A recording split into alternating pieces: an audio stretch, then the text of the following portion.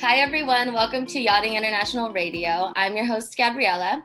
This is Diversity in Yachting, and today our guest is Simone. Hi, Simone.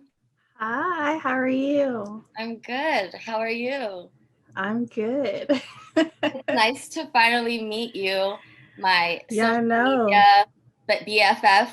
Yes, we've been talking for since last year? Yes. That's so crazy. So it's about to be a year on our BFF friendship online. Yes. It's just like we started talking before I even took my certification courses. Yeah. Um, So you've been with me on this entire journey. Yeah. For real. Simone, what do I do? How do I do this? How do I deal with this type of person? And you've been super supportive and Absolutely. I love to be supportive to others trying to get into the industry, especially those who and look you're, like you know, us. you're super knowledgeable and you've been like such a great support system for me. So I'm so excited to see your face and see it move. Yeah. Not just online. Yeah. Well, kind of, but not really. Like the new in person is Zoom. Yeah, for sure. Not in person, in person. Soon enough, maybe one day we'll be on the same boat together. If Yes. you Yeah. decide. Okay, I don't want to spoil it. So let's just start from the It's beginning. clear. Yeah, the beginning. So I got into, well, I think everyone's reasoning for getting to yachting is the same, wanting to travel for free, or you just like really love the sea, or you just like really want adventure, in your life. And I was pretty much all three for me. So I was at work at my office job at my desk, Googling how to travel long term. I love Google. And yes, and this article kept popping up about yachting, and I was like, that's interesting. So I looked into it a little bit and then forgot it because I was getting like sidetracked of like other opportunities to be abroad. And then yachting came back around. I was like, let me give this serious thought. I bought a book, and after that I was kind of hooked. So it was like February of last year, and I was already like reserving my room at a crew house. And then a month later, after my birthday, I flew down to Florida last year, 2019. Oh my god. I forgot. 2019. And then I was down there. I did my first season. I freelanced the whole thing. And that was pretty fun. Okay. Interesting, but fun. We've both kind of had the same experience then freelancing. But Yeah, so where are you from though, originally? I'm from Nashville, Tennessee, born and raised. Is that considered the South? It's the South, right? Yeah, it is considered the South, but luckily I don't have that really thick country accent. I don't think so. I think it's adorable. You Yeah, I probably went to Canada. Yeah, I went to Canada once, and I was talking to someone, and someone came up like, "Oh my god, I love your accent." I was like, "What accent?" Because no one's ever said that to me before, so I was so confused. I was like, "What yeah. do I sound like?" I don't know. I can hear maybe a little tiny hint, but it's not like, you know, how it can Yeah, be, yeah, which I find adorable either way. But yeah. so last year, right after your birthday, you flew to Florida, moved into a crew house. Hmm. And did you dock walk? Did you meet with agencies? How did you get started? I did not dock walk at all. I just think that's like so intimidating, and I don't want to put myself in that much of a vulnerable situation. So I told myself I don't care what's going on. I don't care if I don't find a job. I'm just not dock walking. Like that's not me. I'm not gonna do it. I think I first started getting like day work through, my like crewmates, my roommates in the house. Yeah. So that's how I first started getting like, day work, but like actual gigs. Actually, I think either like, day work 1, 2, 3, Hmm. or yeah, just word of mouth. I did go through agencies, but I kind of figured just by like talking to other people and like common knowledge just seemed like, you weren't going to get your first actual permanent gig through an agency. You just have to find it on your own. Yeah. So did you ever sit down with any crew agents or did you just apply online like, everyone does? I sat with I think 2 or 3. I went to go and see them because they asked me to come in. But like other ones that like I wanted to go see, you know, they're either like, you know, in Europe, or you need to be more experienced, Mhm. or they're pretty much saying like they're not interviewing green crew anymore, and you're gonna have to come like in a group for like, you know, some welcome to yachting seminar, where it's like, obviously I know what yachting is, I'm here, so I don't need yet another seminar on what I've already come down here to do. Right. Yeah, I think that's just a way to weed people out and or like Yeah. sell people on another class or another training or but I really do think it's because a lot of people really don't know what they were getting into. Yeah. And you and I both did a lot of research before we joined, and we still encountered things that didn't really cross our minds before we joined, because we're like, yeah, it's hard to live with people. Yeah, you have to be diplomatic. Yeah, the work is hard, but there were other, you know, interpersonal, social, things that we weren't prepared for really. We knew it Yeah, existed, but we were kind of like, maybe not me because I'm qualified, or maybe not me because I'm educated, So, did were you hesitant in joining when you got to Fort Lauderdale, or before you decided to go? I wouldn't say I was hesitant. I had that mindset like, you know, I'm qualified. I know what I'm doing, you know. I've been in hospitality before. I've been in customer service before. I've been around, you know, people of higher class. So it's like, you know, I'm qualified. So I'm not hesitant, you know, I'm ready for the challenge, but then also in the back of my mind it's like, you know, I'm looking into yachting pages on Facebook, I'm joining all the Instagram groups, and, you know, all I see is white people. So it's like, you know, why are there not that many black people in industry? Is it because they don't know about it? Or is it because they're not getting an opportunity? And I kind of feel like what the black people who do go down to get into industry, they're not given that opportunity. So it's like, you know, they're not going to go back and tell their other black friends about the Mm-hmm. yachting industry. So it's kind of like, you know, they go together. And then like reading information just about the yachting industry versus like, you know, what I've experienced, it's kind of like softened. Like they don't give you like the full Mm-hmm. 411 on what's actually going on. It's like softened. It's So you have to definitely like learn the hard way yourself.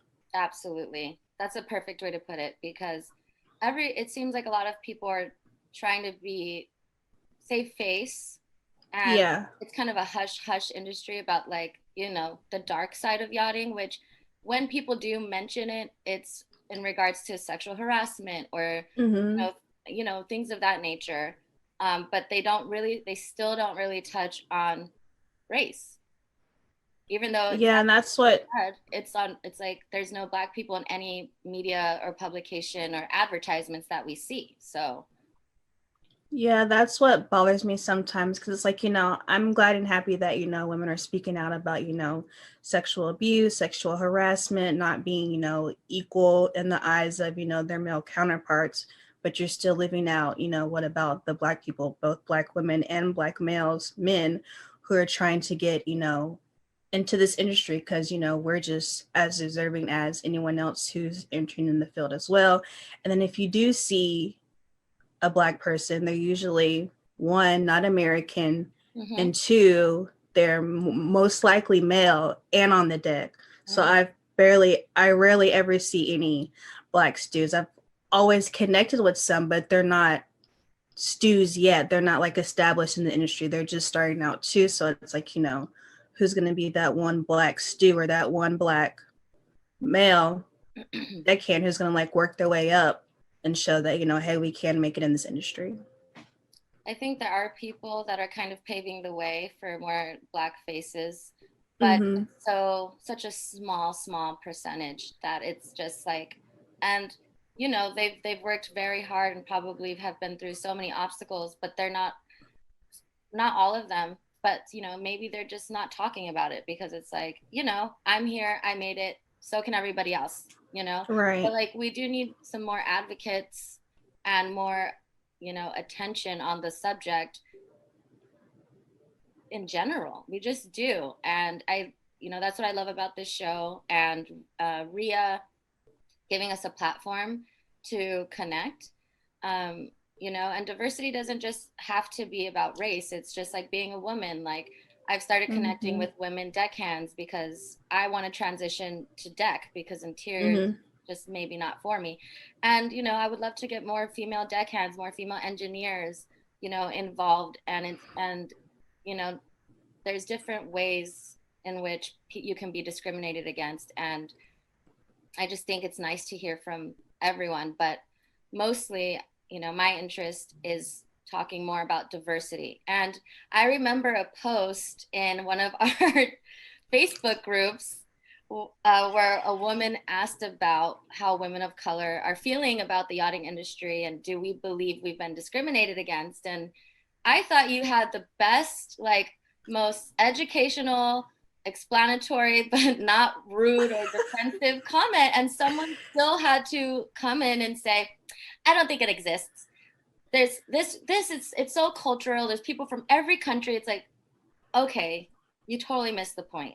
Like, how did it make you feel? And like, what was, I mean, for people that didn't see the post, like how can you explain what you originally said before someone immediately dismissed your experience and your comments? Yeah, so someone had asked, you know, how were we feeling? It's just a group of stews, and they were asking, you know, how are we feeling about what was going on? It was like when all the Black Lives Matter protests were going out, because for Black people getting shoot while they're unarmed, you know, by the cops. And I saw the post. I was like, I wanted to come. I was like, let me give me a second so I can figure out what I want to say. I was like, well, no one's posting. I know there's other Black people in this group as well, but, you know, let me go ahead and say what I have to say because maybe someone else will see what I've been saying. And I pretty much said, what I can remember is that, you know, it is intimidating as a Black woman being in or trying to break into the industry because, you know I'm busting my rump twice as hard, 3 times as hard as anyone else near me, white, female, male, anyone who's not Black. I know that I'm busting my rump twice as hard as them. You know, I'm seeing them getting jobs like, you know, so easily, almost without not even trying.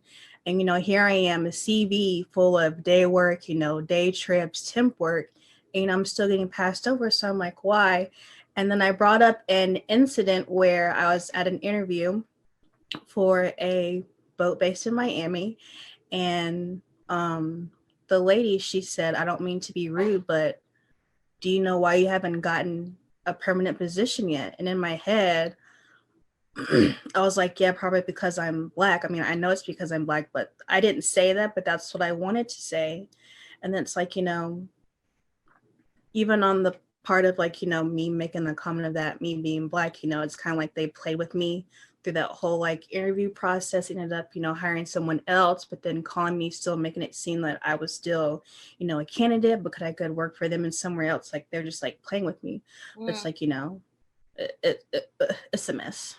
I know, I hear you. And sometimes when I'm speaking to recruiters and they're looking at my resume and they say, wow, okay, so on all these boats, you were temporary. Do you know why I didn't get offered a permanent position? I'm like, no, I don't, because they, you know, I've been told I did great work.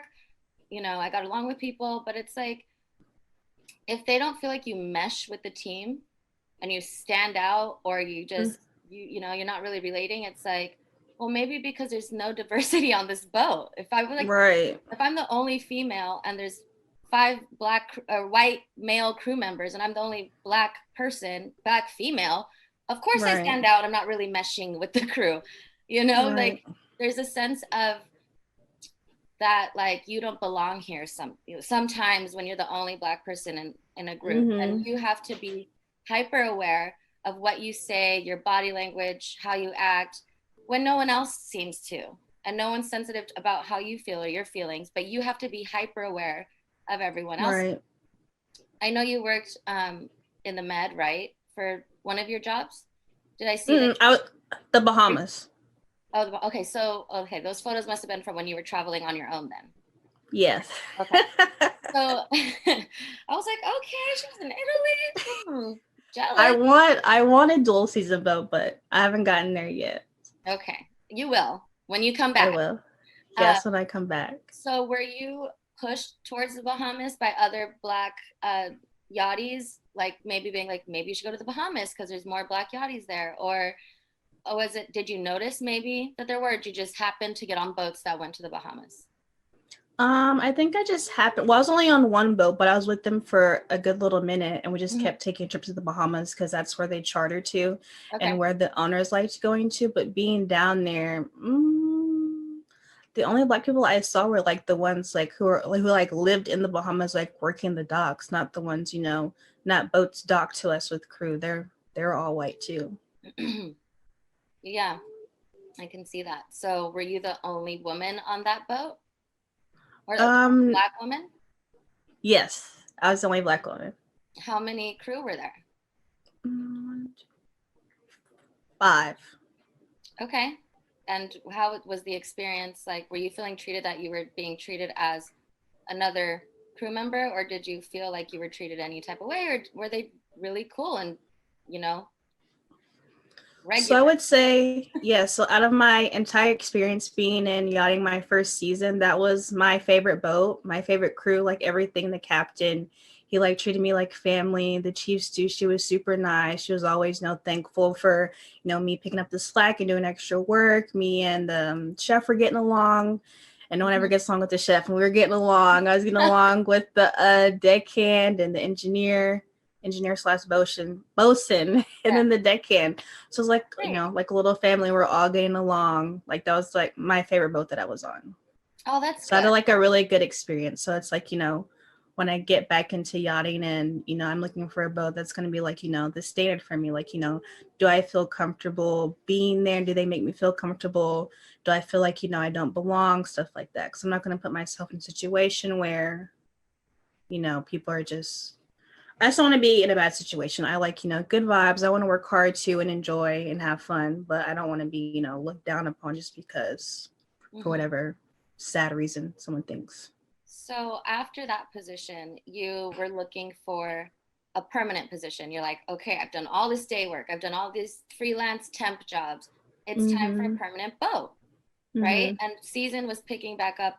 When was this? In Fort Lauderdale, right? This, yeah, so it was in Fort Lauderdale. So this was like the beginning of end of January, beginning of February that I was like with them. And then, their boat was going into the yard. And I wasn't permanent on there, but they were pretty much telling me, the owners, they don't want to hire a permanent second stew, but when we go on trips, you're going to be the first one we call. So I was like, Hmm. okay, cool, whatever. So, in the meantime, they're like, if you do find something permanent, that's fine. I was like, oh, perfect. I love you guys. Like, no boat's ever going to say that. Right. Yeah. So yeah, end of January, beginning of February is when I was working with them, and then they went to the yard, and then so I was still looking for work, and then Corona happened. Yeah, COVID happened, and then so that kind of just shut everything down. But I still stayed through it all. I found another boat to work on while they were in the yard, so I was with them, for 2 months, still staying busy. You know, Still trying to make money, get experience, yard experience, even though it's boring, know how to inventory stuff correctly, clean, you can never not learn enough in yachting. Hmm. And then so once the industry started picking back up, I was applying left and right, getting like all these interviews. It's like, I just like was not getting hired. And it was like, getting to me, it was just becoming mentally exhausting, working day in and day out, having to prove myself to all these people, and then, sending these CVs in and not getting a response, or you get an interview with someone and the next day they're talking about they've gone with someone else. It's just frustrating. It's like, you're doing all that you can. Everyone says, there's a butt out there. There's a boat out there for everyone. But it's like, okay, where's mine at? I've been down here. Like, even I gave myself the time, like, I'm not going to think I'm going to get a boat in like a month or 2 months. Like, I gave myself like 4 to 6 months. I feel like Hmm. that's plenty of time for someone to find a permanent position. I'm going on 6 months now when I was back in Miami. And it's like, why is it not happening? I mean, I know it's not me. I get along with everybody. I work really hard. I know what I'm doing. I'm experienced. So it's like, what's not clicking? Hmm. Yeah, I know. I feel you. Trying to say, like, when recruiters ask me, why didn't any of these temp jobs turn into permanent? It's just like, what I was told is like, oh, well, we're going into a shipyard period. We're going down to skeleton crew. Mm-hmm. Or, we're cutting back because of COVID because we don't have enough charters booked, or whatever. Mm-hmm. Excuses go on and on. And yeah, it's definitely like disheartening and emotionally and mentally draining, because Mm-hmm. you see people that you meet in crew houses or that you've worked with just going on their careers like nothing's going on, and you're the other Yes. like, what? And so it's hard not to think, is it something else, like something else Yeah.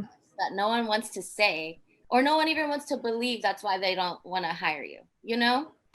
Yeah, So it almost makes me mad when like agencies or anyone who's like interviewing me asking, well, why haven't you gotten hired yet? I'm like, tell me. literally the same reason why you're not about to hire me.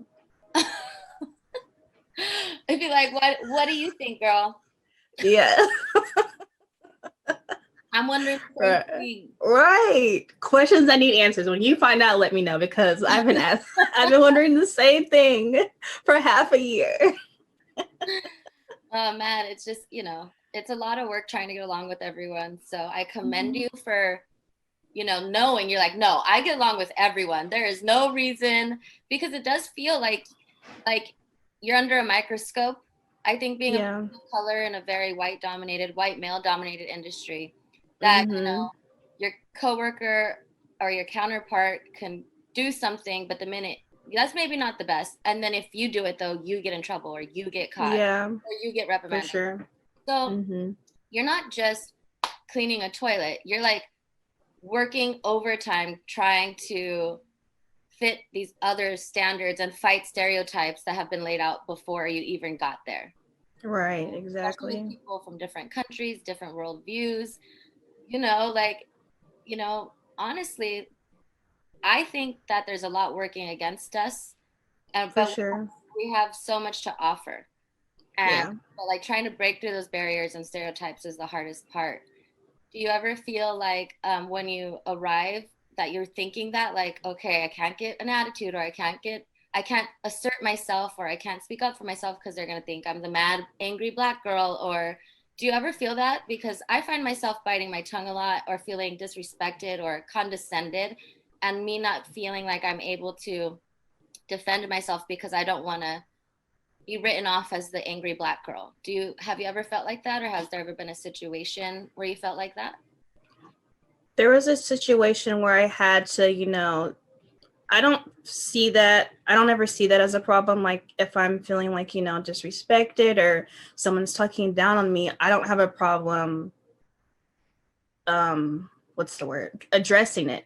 Because Mm-hmm. I'm not, I feel like the way how I approach things, it's not in a rude manner. I'm Yeah. just gonna, I know how to talk to someone without getting loud and angry, but that's not even the issue. It's just that if I feel, attacked or disrespected or talked down to, I am going to address it. There was an instance where I was about to get a temp give for 6 months.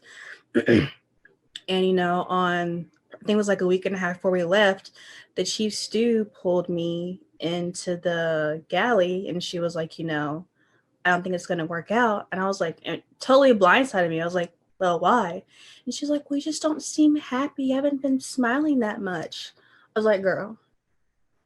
Explain. I was like, well, you haven't, I was like, how have you not seen me smile? You haven't been here. I know that you're, provisioning for the boat, getting stuff out the storage, but I've been on here on the boat by myself with your friend packing the boat. So how are you going to say I'm not smiling? And then two, there's no guest on the boat. It's just us. We're literally sweating, packing the boat full of alcohol and drinks, redoing all the rooms. It's like, when someone's talking, okay, so I do have resting bitch face sometimes. So Everyone it does. like, especially when you're Yes. focused on your task at hand. If you got your headphones on and you're into your music and you're fighting the bed trying to get the hospital corners perfect, you're gonna be like, Yeah, so I'm saying like I'm bent over packing stuff underneath this heavy king size mattress, and you expect me to be folding the whole time like a robot. I'm like, so she's pretty much like, I don't think you're gonna be a good fit because you can't be doing that around the guests. It's like, I don't see you walking around here smiling all the time. I don't see the captain walking around here smiling all the time. So it's like, what's actually the issue? And so every time, I tried to explain myself, she like turned it into a negative. So like, you know what? So I was like, I appreciate you letting me work for the week. It seems like you're looking for a specific type of stewardess, and that's not me. but I don't appreciate you tacking what I'm saying to you and turn it into a negative, because what I'm saying is what is my opinion, and what you're saying is your opinion, and we're just not going to agree. So thank you for your time. I appreciate my check, and I'm going to leave now. And then that's it. Good on you, honestly. Yeah. Because sometimes when you do ask for examples, then Mm-hmm. people try to flip it and they'll be like, Mm-hmm. calm down. It's like, wait, I am calm. I'm genuinely confused as to what you're saying because I don't feel the same. So can you Yeah. hear me out, please? Or can I hear you out? Because I'm trying to understand you better. But for Right. some reason, um, I think people just automatically think that some people of color are combative or Mm-hmm. angry or whatever. So it's their prejudice, not your actual tone or what you're actually saying. And, it gets frustrating a lot. Yeah, I do think it's prejudice because, if you have the same conversation with, if you're addressing something to a non-white person, you're not gonna tell them to calm down or be quiet, even if they're probably not. You're just doing that because that's the stigma around Black people and a Black woman. So, Absolutely. And obviously, we've worked in hospitality, we've worked in luxury environments. So, and for a long time, some of us too, it's just like, yeah, well, we know what what we're doing. And like, of course, if there were guests on board paying 200 grand a week for 7-star service, I'm gonna be cheesing all day. exactly. Like, what do you need? Like, I know how to act when there's, guests on the boat, but if there's no one on the boat, I mean, I'm not going to be, standoffish, but, if I'm in the zone, this was like a new boat. So I'm like trying to figure stuff out within like 2 weeks. Like, I was going to be the second steward on charter. So it's like, I need to learn the boat, where everything's at, where you're putting stuff at. I'm just like in the zone trying to get stuff together. And then this takes me way off guard talking about, I don't think you're happy here because you weren't smiling. It's like, are Well, you serious? that could have been a conversation where you're asked, hey, how, like this could have been a learning experience for everyone. Hey, let's have a chat. How are you feeling? Are you enjoying your time here on this boat? If not, what can we improve? How can we help you be happy? Because we want you here. I know you want to be here. How can we make this work? That's literally what I said to her. I was like, I had no idea that you thought, by me, with my straight face, that I wasn't happy here, because I was. I was like, I wish you would have told me sooner, so I would have been aware, because I don't. I'm not looking at my face when I'm doing work. So My I own was like, I face. wish you would have, I wish you would, pulled me aside and told me, like, if you were concerned about, how I was feeling, then we could have addressed it, and this would have been non-existent. So it's like, well, she was like, well, I shouldn't have had to. I was like, what sense does that make? Well, a lot of people that are in these higher positions don't have management skills. At all. And I'm just gonna say it, they don't. And maybe they were trained, that's the way they were trained, you know. Mm-hmm. And I think that that's why there's such a high turnover. And if you really do want a person to succeed, you have to take them under your wing and have these developmental conversations with them. Because For if sure. you're expecting people to read between the lines and just like get with the program, but and they have no idea they're doing something wrong or something that bothers you, then how are they supposed to get better? You're just gonna Yeah. every time and do the same thing to the next person until you have 50 stews in 3 years or some crazy statistic I heard about this boat. Like, it's just like they're wasting the owner's money and they're getting Right. a bad reputation. And then they're missing out on wonderful crew members like yourself, who has a bright disposition. You're super determined. You are a pleasant person just all around. So, like, like I would love to work with you. And it's just a bummer that, some people aren't giving people an equal chance to improve or get better, and Yeah. just being like, I agree. you're not meshing with the team, you don't fit in. Well, why? It's Yeah. because, Give me like an actual legit reason. And right. if it's because I'm Black, just tell me. Like, I'd rather you be upfront and honest about how you feel than make something so stupid up about me not That's a smiling. whole lawsuit. Can't be doing that. you know Well, can they? Because I feel like, well, this was my other thought too. So it's like, everyone's been talking about, wanting change in the yachting industry, wanting to be more inclusive, with race, but it's like, how is that actually going to happen? Because, you know, these boats are privately owned by the owners. So it's like, if the owners are racist, then, I mean, it's their boat, so they can do whatever. But then it's another thing if, you know, the captain is, and then, you know, he's at the top and controls everything down. So it's like, how does that actually get implemented? Like, who's that going to start with? It's going to start with the agencies because they're getting paid every time they get someone on the boats. Or are they going to say, no, I'm not going to put you on there because that boat's racist? Or, you know, like, where is that change going to come from? And how's it going to be implemented? That's a very good question. I still get shocked when I see posts that say no Russians or no Russian speakers, permanent Mm-hmm. request, or no South Africans, like anybody but South Africans. I'm like, oh my God, that is so Yeah, crazy. that you can be like so selective, and like, you know, they try to be like, you know, we want active stews who like to run every day. Just say you want someone skinny. Like, don't, Right. let's not read between the lines now. I mean, we can read between the lines, but don't, like, it But like just annoys me every time I how read small job descriptions. that's how small-minded it is, because I've seen yoga instructors that are curvy and Mm-hmm. strong as hell. You know what I mean? Yeah. So like, but yeah, it is like code for, whatever. And Right. it's a shame, but it does feel like, because there's an open dialogue about it now, and whether or not Mm-hmm. people lose their minds and troll you on Facebook for an innocent question. I saw someone post like, hey, I was thinking about joining the industry, but I'm a Black woman and I don't see a lot of Black people. And then she had to put in parentheses, this post is not meant to offend anyone. I genuinely would like to know. And people went off in the comments, and I just sat there eating my popcorn like what a brave girl. Like, Yeah, I would never. Those Facebook groups are like ruthless. They're like, I don't even know how to describe them nicely on this interview, but it's just like, you know, everyone has the same way of thinking. And if you're different, then it's F you pretty much. They just like attack. It's like, you know, don't even get me started on those groups. I had to unfollow all of them. I'm still in there, but I don't follow them. If I need something, I'll go in there and go right back out. It's just super toxic. People have nothing but time in there. it can be. And then it's kind of intimidating, because you're like, I might end up working with some of these people in these groups. And if that's how they think, or if that's how they are, then it like will make you change your mind sometimes. Yeah, for sure. You I know? agree.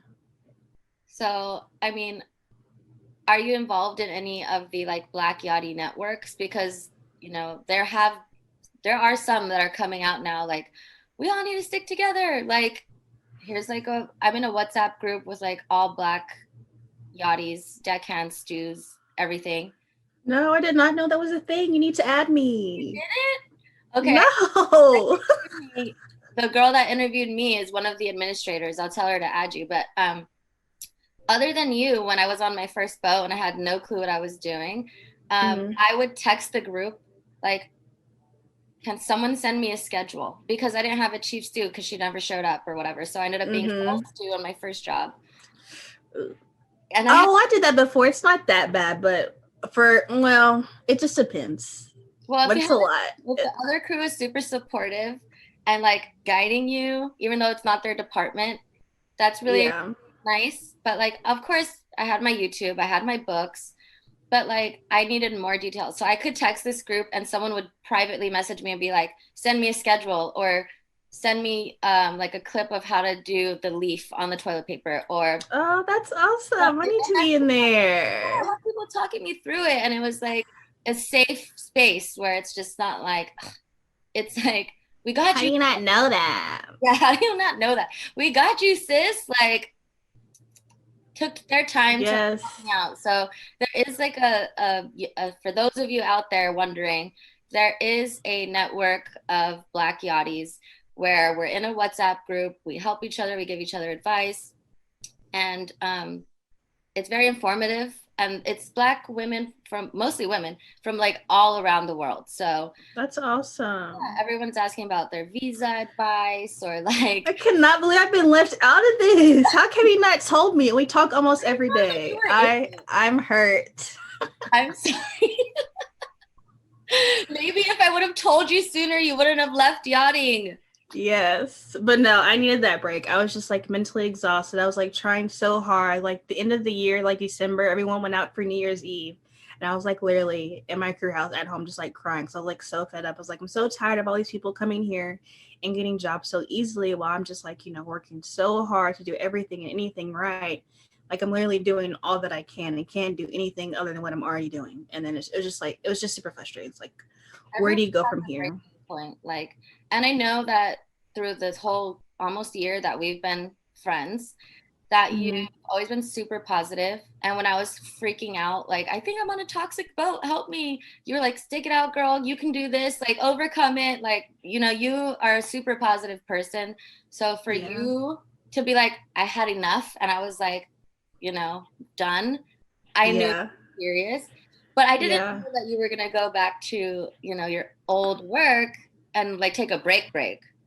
Yeah, I need like a break. It's like, I'm 27, I'm getting older, like, stability in a career is what I need. And, I'm willing to, put that to the side for a little bit, but there's only, so much time I can take off of not having something stable. Even though with yachting, you can get fired for God knows what at any time.